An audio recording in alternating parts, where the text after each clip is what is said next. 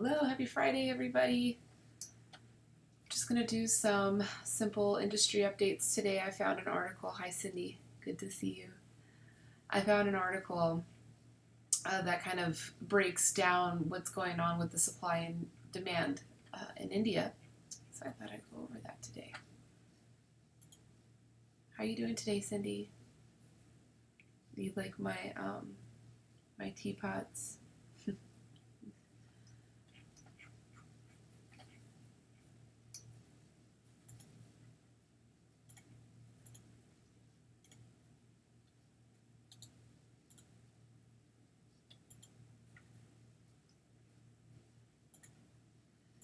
So yeah, this article is from Financial Express.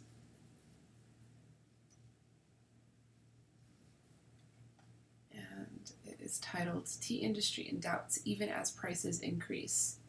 So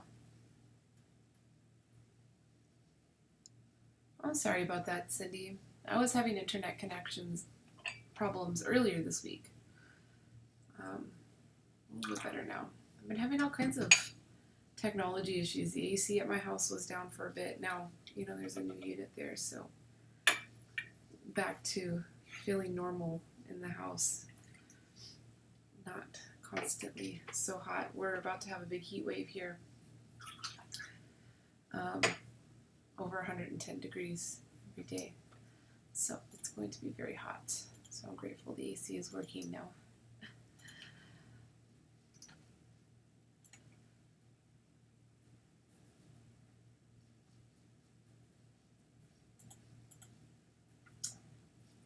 Yeah, and if you guys want to join, I'd love to catch up with you. If you want to just drink tea together and talk about how your week went, I'd be happy to do that.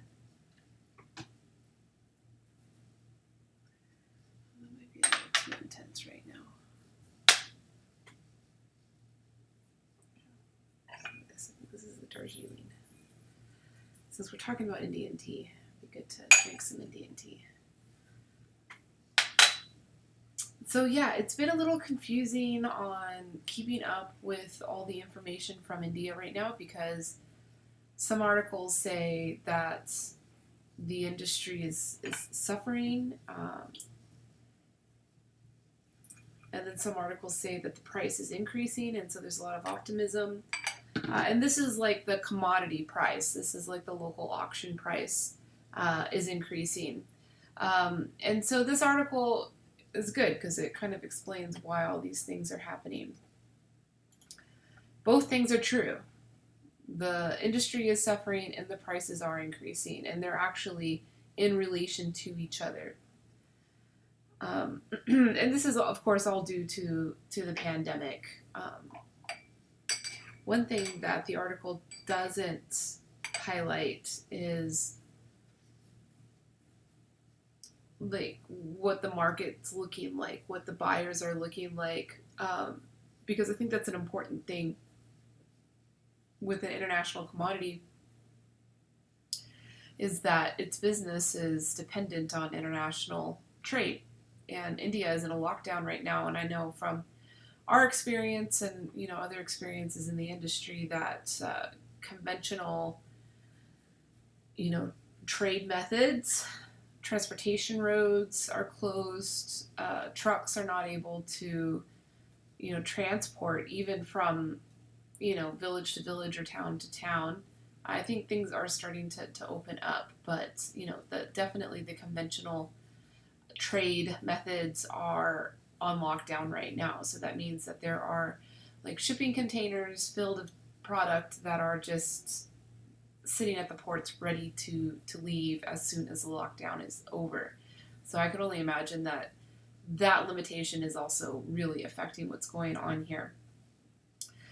So overall, in April, this is the data they have, since April, there has been a 54% decline year to date tea production. So, last year by that time, by April, there was 84.49 million kilos produced. And this year it was only 39.02.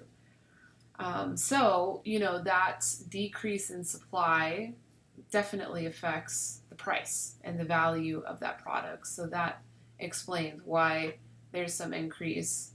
Um,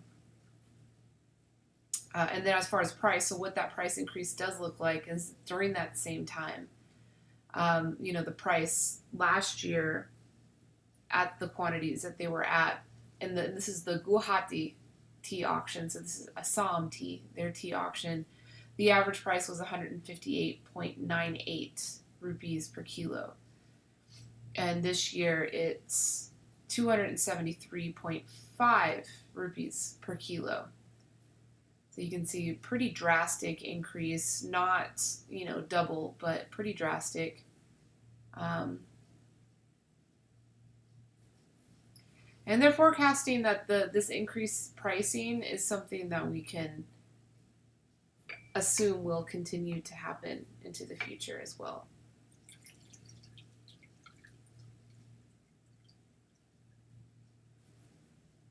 So it says for every 10% drop in the crop, cost for that tea goes up about 30%. So that's kind of like the general trend that they're starting to see happens in the market when there's a reduction. So yeah, we can make some forecast of where pricing will go. So that's very useful if you want to keep that in mind for yourselves. For every 10% drop in harvests and production, there's a 30% increase in price.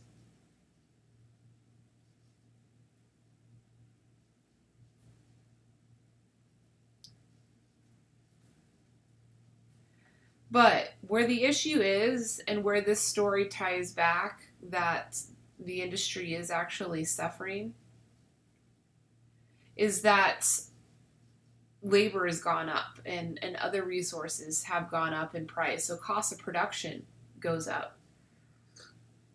So, their production amount goes down 10%, the price is going to go up 30%. So you would think in that math, if all other conditions remain constant, that it would work out. Actually, they're winning. But what's offsetting it is cost of labor has gone up 65% and other costs have gone up another 10%.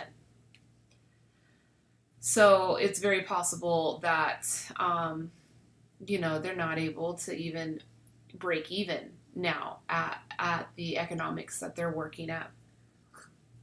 And these numbers are just like average numbers, so I could imagine like case by case, every producer and every garden situation is completely different. Kind of just like interesting little dynamic going on due to the pandemic right now. That prices will go up. And things could change too once all those trade methods do open up as normal, and it's very unpredictable when that would happen. I mean, we were expecting all of this to fizzle over and we'd be able to get back to trade as usual in April still. The first lockdown took them into like the middle of April, and we were assuming everything would get back on track. And here we are in middle of July, and as of now, our logistics contacts in India have told us that everything is still in lockdown until the end of July. And that, of course, is going to be dependent on, case numbers growing. Let's check that. I haven't checked that for India lately.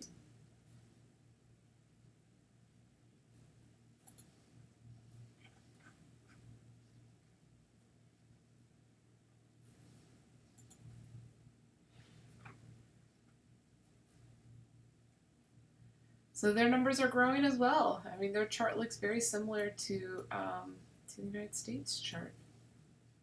Now they have 26,000 daily new confirmed cases. It's the highest in all the pandemic, for sure. I mean, it looks like they didn't even really have an initial spike. It's just been a consistent growth for them. They did have a spike of deaths in middle of June. But their death rate is actually higher than the United States. That could be a matter of testing availability is different for each country. So I'm not even gonna give relevance to that statement I just made. But yeah, it looks like India's situation is not getting much better. So it'll be interesting to see what the government decides to do as far as opening up trading, because there are places where the market is turning up as far as opening up, which is going to support increased demand of tea. Because I would think that all of these numbers, this pricing and this supply and demand information that I shared from this article, is really only driven by the domestic market, because tea is not really leaving India right now because of the lockdown. And I had read another article talking about, the behavior, the consumption behavior of tea is having to change right now too, because the chaiwalas, who I think were responsible for a good amount of the trade of tea domestically in India, are not operating right now. I was curious about that. I'm going to confirm that right now, including street food vendors.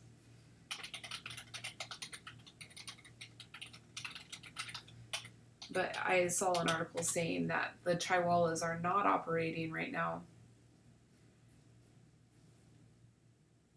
Oh yeah, here it is. This is the actual article.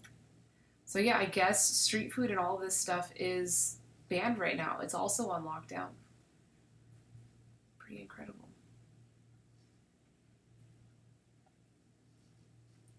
So people are still drinking tea in India. Obviously, if the prices are going up, it means that there's still demand for whatever is being processed and put into the market.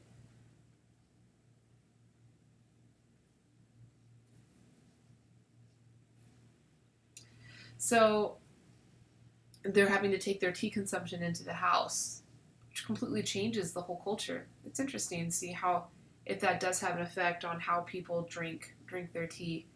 Maybe they'll become more mindful of what ingredients they're putting into it or how they're preparing it versus just drinking it on the street.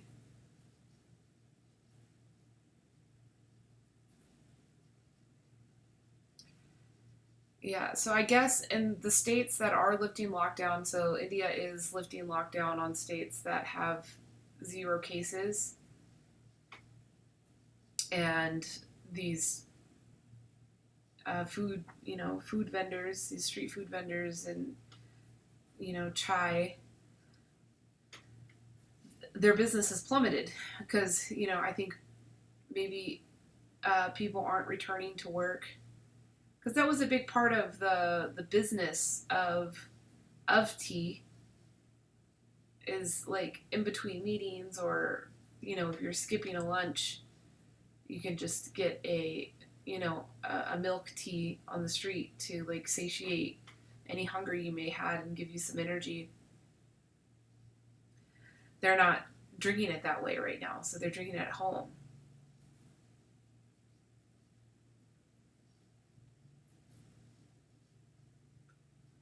So even before pandemic, 80% of tea produced in India was consumed domestically. So now they're kind of pretty much at 100%.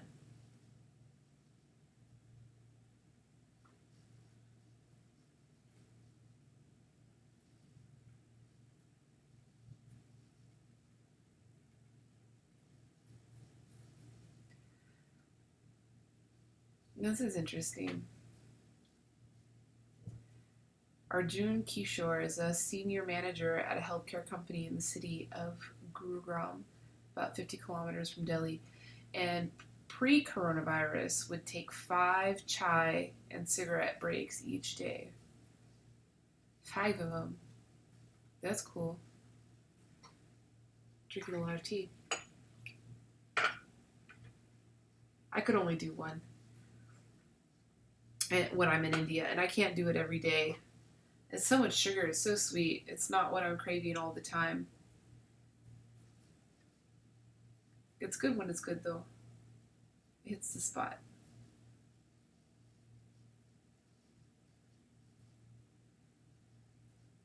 So this article is talking more about the impact that gathering hub of like taking these chai breaks while you're at work kind of serves a purpose for the company of allowing empathy building, connection, with your colleagues.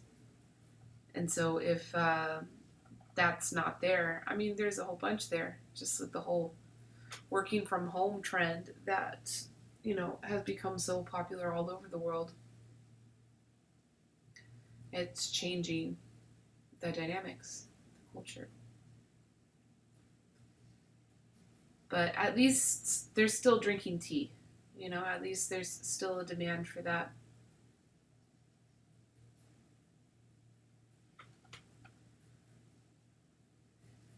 Public spaces work as equalizers. Most people have unrestricted access to these. Everyday relationships are formed at these tea shops, whether it is colleagues who are sharing tea and samosas or university students debating politics.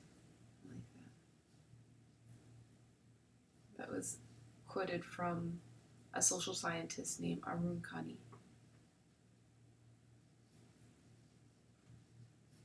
Yeah, and so tea is the base of that social space. It's everywhere. The little chai stands are everywhere. And I always think, how do you pick your favorite one? I think that like there is an element of convenience, but this article is saying that usually you have your favorite one that you like to develop your relationship with and spend your time in that social space with the other folks that also share in that space.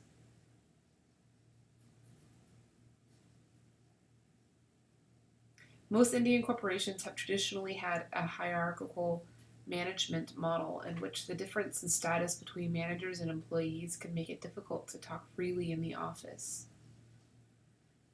So that's what you need the tea stall for, tea time.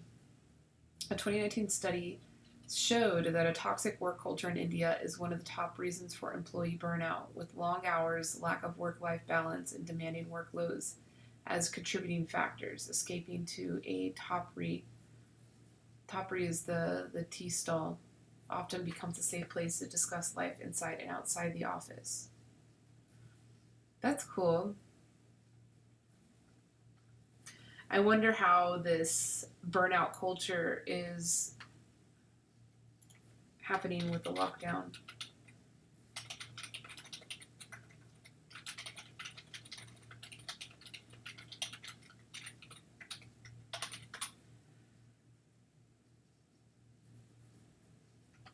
Yeah, so I mean, there's also lots of commentary that even though people are working from home, that culture hasn't changed. That burnout culture is even worse now.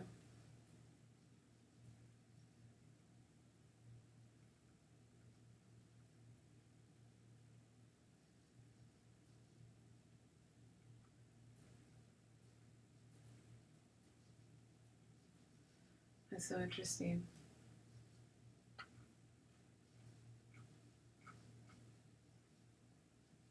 I should put a little call out for my friends in India about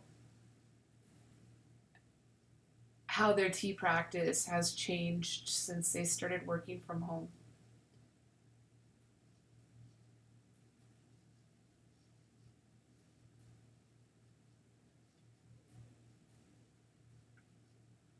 Panic working from home. That doesn't sound fun at all.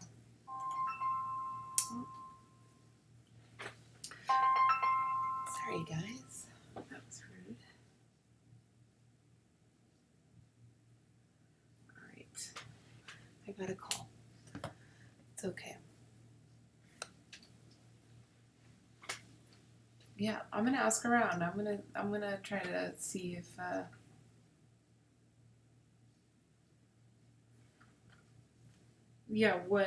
what the identified tea culture is now, since everybody's at home. mean, they're obviously drinking tea. If this, even though it's reduced output, they're definitely drinking less tea.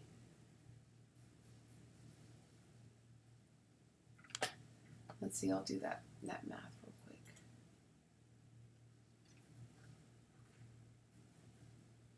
So before pandemic, if they're 80%, so it's 84.49 times. So it was 67.6 million kilos was consumed domestically last year up until April. And then this year, 100% of what was produced was consumed domestically instead of 80%, but it was less. And that's at 39 million. So yeah, the consumption has gone down significantly.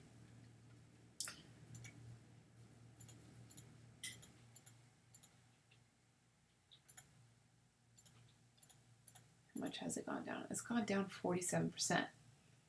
Reduction of 47%. So yeah, they definitely are drinking less tea.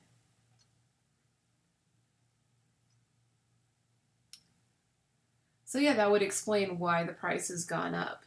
Because even though the same channels that existed prior to COVID are not active right now, like the tea stalls, like this, work social space doesn't exist, but they're still drinking tea. There's still a demand at home demand.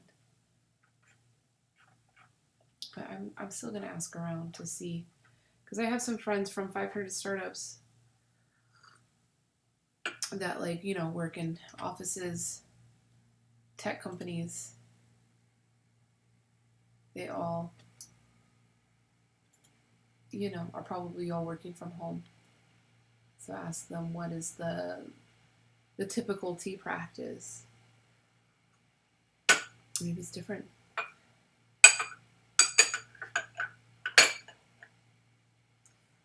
This is nice. I don't even know what I'm drinking actually. I have all these little mystery cups of tea. This may be the end of the Moktu Chia, or the Moktu green tea from Yankee. It's very soft, very gentle.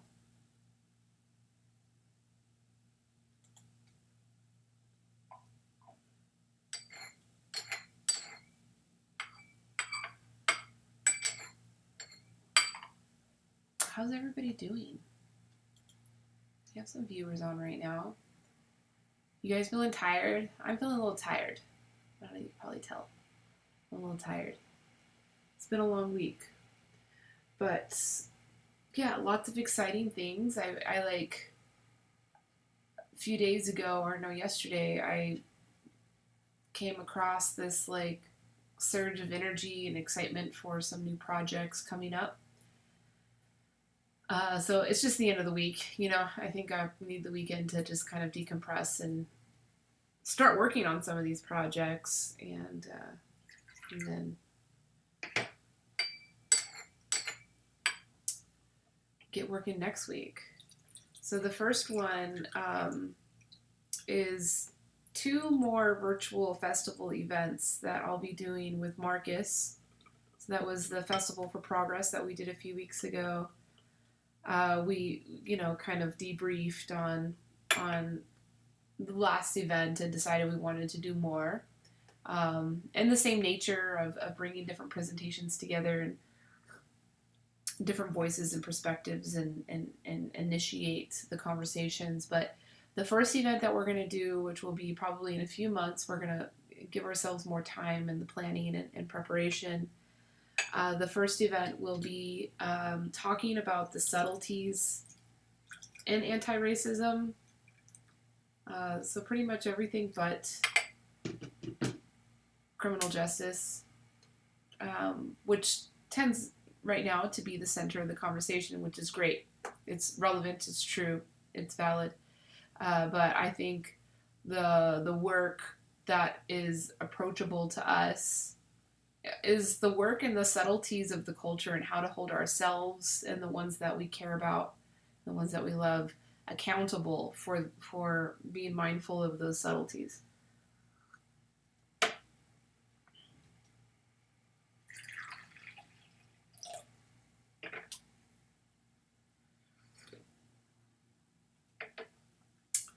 So yeah, there's going to be different topics talking about how maybe it won't be just about racism. I was talking with a friend last night who does a lot of incredible framework building for property rights and how property rights transcend into even our own body and our own mind and our own soul and culture as property that we own and we have control of the boundaries that we allow others when interacting with that property that we own, be it our body, our culture, our religion, our point of view. So,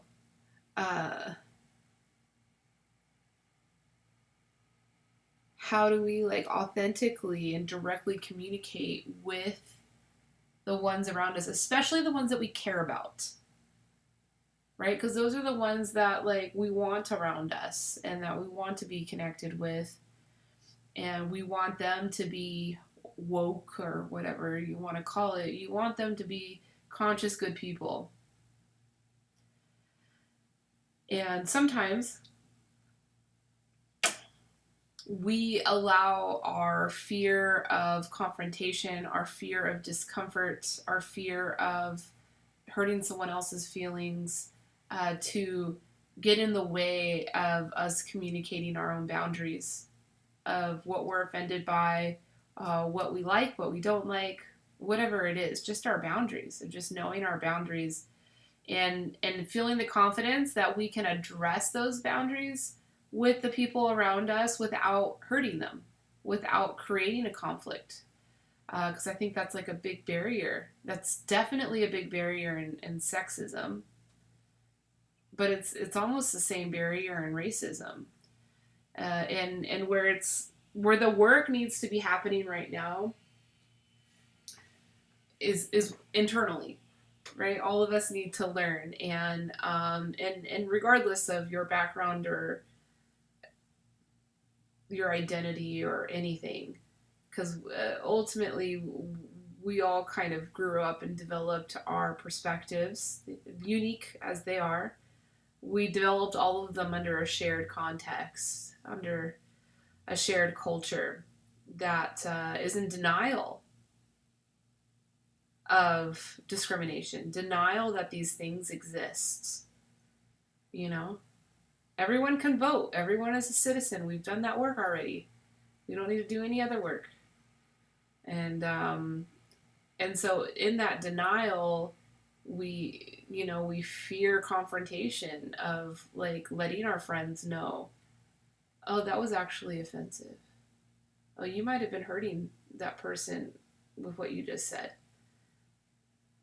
So anyway, that's the next event we'll be doing is talking about that very heavy subject and bringing activists in the community together to talk about it, to give their insight and inspirations. And then in the end of October, we are wanting to produce an election festival, an election awareness activation event. So that'd be pretty cool. Kind of just talking about the history and our pride around our rights to do that. And that one I want to make big, and I want to involve some partners, some other organizations that may have a similar goal of what we're trying to do of educating people on their privilege that is oftentimes abandoned, devalued, for multiple reasons. It always works from two ways, right? Either it's like straight up taken from you, like you straight up like grew up and just have always had the experience of like that privilege just straight up taken from you. So that's like voter suppression, these types of things, which are real things that really happen. And I'd like to bring the experts together to talk about that reality. So there's that side of it, and then there's the other side of it where you let it go yourself. No one took it from you. No one took that privilege from you. You can just as easily go vote conveniently like everybody else, but you choose not to because you feel like it's not going to count. You feel like it's not going to make a difference. That it's not important, and it's like that's the most important thing that we have as citizens of this free country. It really is the only thing. I mean, we have our voice, we have our other few rights, but our voting is that's the one that's had to have been fought for us to have that privilege. But it's true that privilege is straight up taken from people, and so that needs to be addressed. That's a very political issue. How we were going to control that, we don't know, but being aware of it is the first step. Even though the Constitution says we all have the right to vote, that right is not always privileged to everybody.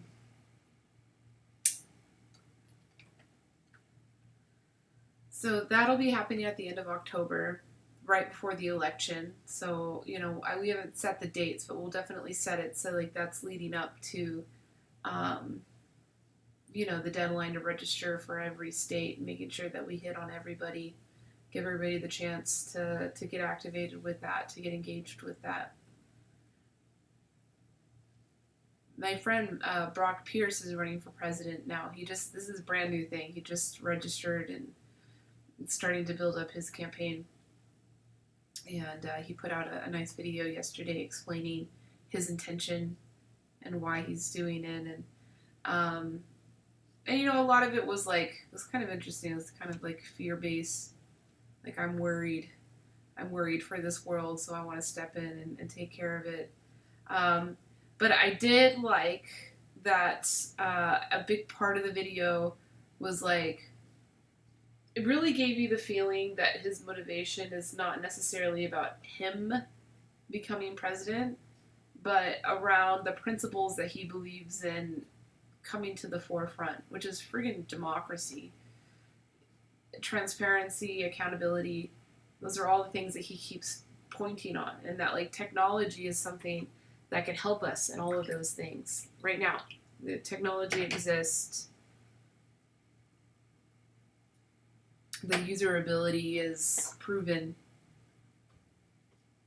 but we need a leadership to embrace those values and embrace that culture and make that culture a part of what's going on. So, and then he also just said, a win for me would be just you getting registered to vote and voting.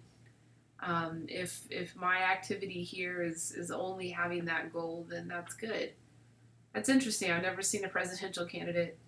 I think the most interesting presidential candidate I saw, I wonder if he's still running. The Libertarians haven't chosen their candidate just yet. He's in the Libertarian bunch. And his whole campaign is that if he gets elected, the first day he's going to go in and eliminate the executive and the Constitution. Yeah, you definitely won't get voted in. But it's interesting. Some people's platforms, they're using that channel, which is a very expensive and resource-intensive channel to communicate with the world. But yeah, just trying to use that channel to communicate his message, his perspective about how government should be. Yeah, I don't care who you vote for or what you vote for. I do care if you care for other people and love other people and love yourself and, your opportunities that you do have right now. So getting engaged with voting is a really big part of that. I have friends still to this date say, "Oh, don't vote. I don't want to vote." That's cool. Well, we at least can have a discussion, right? If you don't want to vote, that's fine. But like, let's at least engage in the discussion, and then you can decide if you still don't want to vote after that.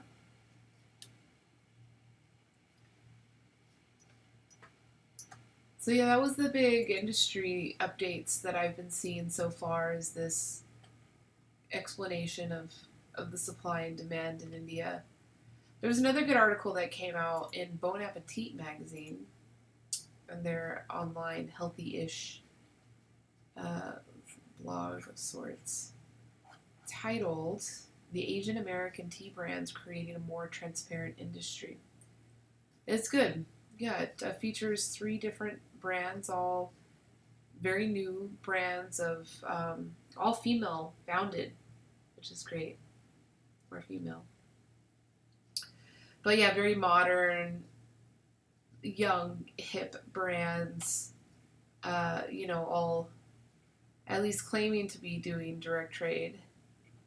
I know one of them in particular is doing direct trade. I work with them. I help them out. 3 Gems, help them with some of their oolongs. But, they identified that the mainstream tea brands in popularity currently, or incumbents, had popularized tea in the States as a health lifestyle product, which is true.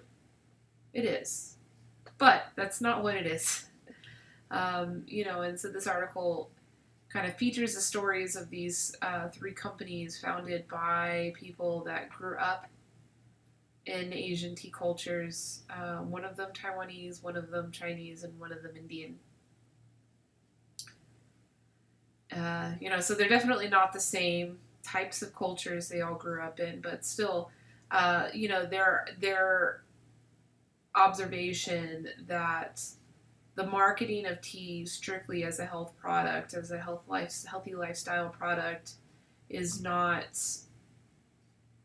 doing justice to the true culture of tea, and so that's why they've started their brands. And it's cool. It kind of talks about cultural colonization. The new word, cultural colonization. So yeah, that's just bonappetit.com/story/tea-brands. I'll go ahead and put that in the comments.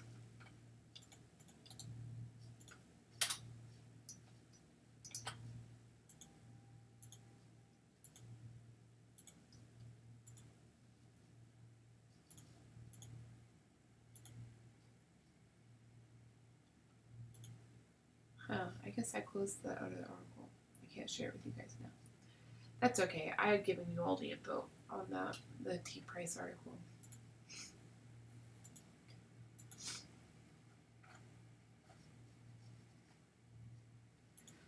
Well, everyone, I think I am going to sign out. It's been good catching up with you. Nice little update on the industry and what's going on. I hope you all have a beautiful weekend, and I'll be seeing you next week, Monday. Until then.